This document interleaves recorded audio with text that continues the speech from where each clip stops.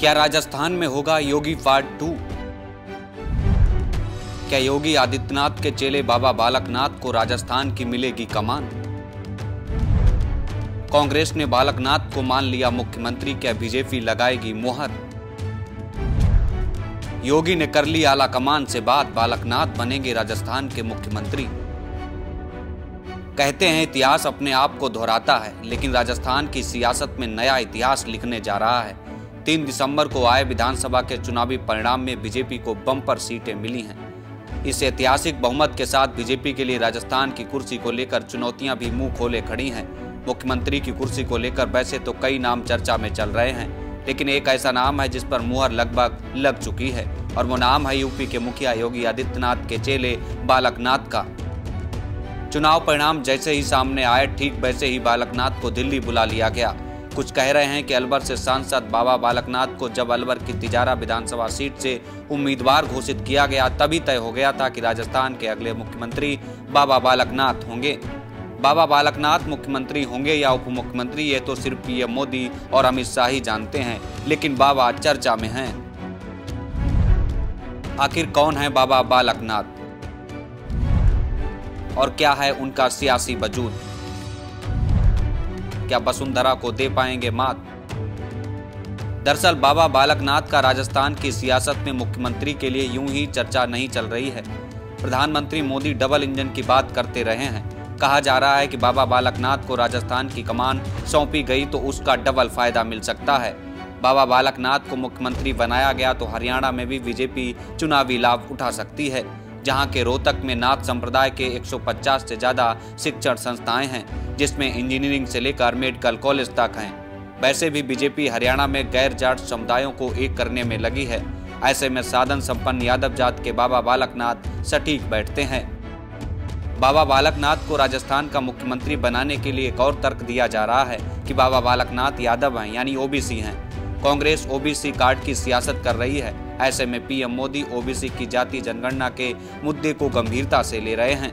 मोदी हिंदुत्व में OBC card को काट देख रहे हैं। ऐसे में क्या बाबा बालकनाथ को मुख्यमंत्री बनाकर हिंदुत्व के साथ साथ ओबीसी कार्ड भी खेला जा सकता है? ये अपने आप में दिलचस्प सवाल बना हुआ है। ऐसे में आप ये भी समझ लीजिए कि आखिर बाबा बालकनाथ का परिचय क्या है, उनका सियासी वजूद कितना है। महंत बालकनाथ योगी का जन्म 16 अप्रैल 1984 को राजस्थान के अलवर जिले के कोहराना गांव में एक किसान परिवार में हुआ था। उनके पिता का नाम सुभाष यादव और माता का नाम उर्मिला देवी है। बालकनाथ माता पिता की इकलौती संतान हैं और उनके परिवार में उनके दादाजी फूलचंद यादव और दादी माँ संतरो देवी हैं। साथ ही उनके 2 चाचा जी भी हैं। उनका परिवार बहुत लंबे समय से जन कल्याण और साधु संतों की सेवा करता रहा है। उनके परिवार ने उन्हें मात्र 6 वर्ष की उम्र में अध्यात्म का अध्ययन करने के लिए खेतनाथ के पास भेज दिया था।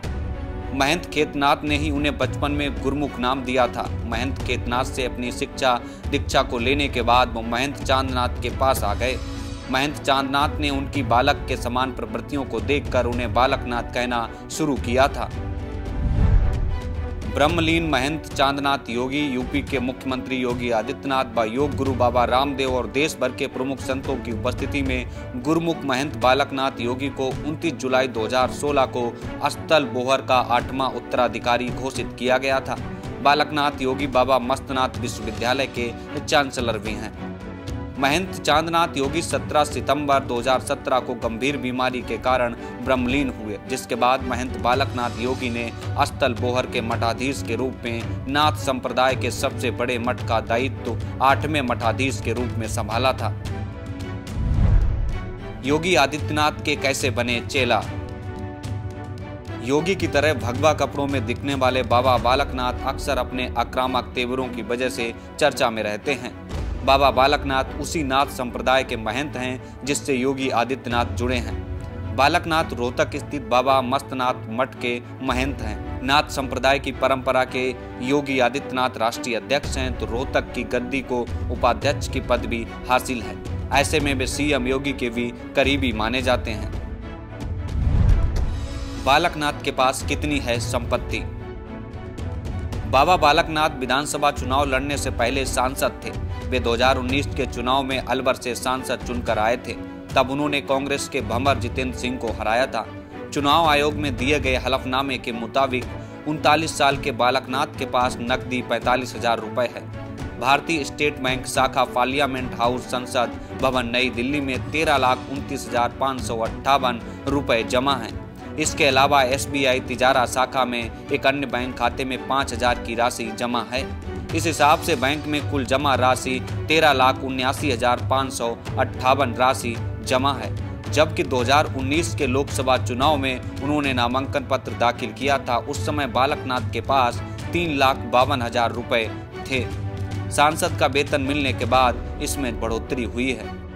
बाबा बालकनाथ के गुरु चांदनाथ तो स्नातक थे, लेकिन बाबा बालकनाथ 12वीं पास हैं। पहली बार 2019 में वे अलवर के सांसद बने थे। ये उनका पहला ही चुनाव था, यानी वह राजनीति में कोरे हैं। सरकार चलाने या मंत्रालय संभालने का कोई अनुभव नहीं है। प्रशासनिक अधिकारियों से कैसे काम लिया जाता है और इस मामले में भी वे कोरे हैं। ऐसे में सवाल उठाया जा रहा है कि क्या 40 साल के बाबा को मुख्यमंत्री बनाने पर मोदी राजी होंगे। इस पर तर्क दिया जा रहा है कि आला कमान ऐसे मुख्यमंत्री की तलाश में है जो दिल्ली के निर्देशों पर चल सके। ऐसे में मुख्यमंत्री के अनुभव को ज्यादा महत्व देना जरूरी नहीं होगा। Bureau report, Punjab Kesari TV.